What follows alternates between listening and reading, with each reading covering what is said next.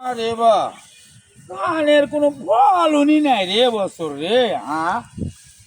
মাঠকে মাঠ শালা আমার জমি লাগানা, জমির মধ্যে আছি উঠি আছি, এলা ফলন কে এলা কি অবস্থা রে।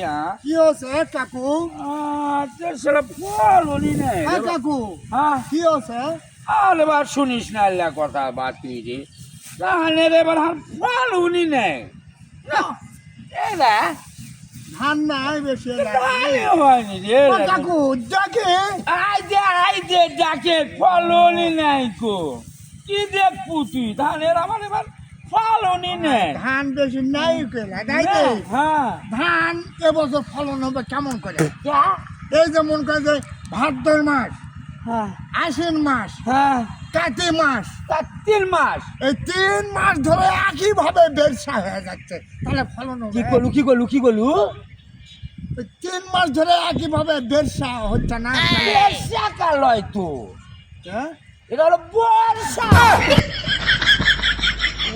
বর্ষা হ্যাঁ হয়।